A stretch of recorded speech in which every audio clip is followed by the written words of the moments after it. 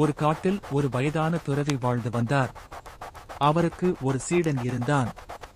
அந்த சீடன் மிகவும் புத்திசாலி. ஆனால் அவனிடம் ஒரு பெரிய குறை இருந்தது. அவன் எதை கண்டாலும் பயப்படுவான். ஒருநாள் சீடனின் பயத்தை போக்க நினைத்த குரு அவரிடம் ஒரு பெரிய காகிதத்தை கொடுத்து, இதில் ஒரு உருவத்தை வரை என்றார்.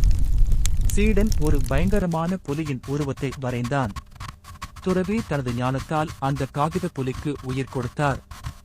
ஆனால் ஒரு நிபந்தனை, நீ எப்போது இதை கண்டு பயப்படுகிறாயோ அப்போதுதான் இது உன்னை தாக்கும். அந்த புலி சீடனை பின்தொடர ஆரம்பித்தது. அது காகிதத்தால் ஆனது என்பதால் அதற்கு எடை இல்லை, சத்தமும் இல்லை. ஆனால் சீடன் அதை திரும்பி பார்க்கும் போதெல்லாம் அதன் கோர பற்களைக் கண்டு பயந்து நடுங்கினான். அவன் பயப்பட அந்த காகித புலி நிஜ புலி போல உருமாறத் தொடங்கியது. ஒரு கட்டத்தில் புலி அவனை பாயத் தயாரானது. ஓடி ஓடி களைத்த சீடன் ஒரு மரத்தடியில் அமர்ந்து கண்களை மூடினான். அவன் நினைத்தான், இது வெறும் காகிதம், என் குரு கொடுத்த காகிதம்.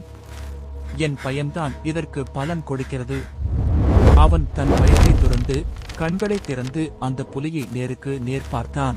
நீ வெறும் காகிதம்தான், உன்னால் என்னை ஒன்றும் செய்ய முடியாது என்று உறுதியாகச் சொன்னான். அடுத்த நொடி அந்த பிரம்மாண்டமான புலி மெல்லச் சுருங்கி மீண்டும் ஒரு சாதாரண காகிதமாக அவன் காலடியில் விழுந்தது. கதையின் நீதி: நம்முடைய பயங்கள் அனைத்தும் காகித புலிகள் போன்றவைதான். நாம் எதைக் கண்டு பயப்படுகிறோமோ அது நம்மை பயமுறுத்திக் கொண்டே இருக்கும். நாம் தைரியமாக அதை எதிர்கொள்ளும் போது அதன் பலம் தானாகவே அழிந்துவிடும்.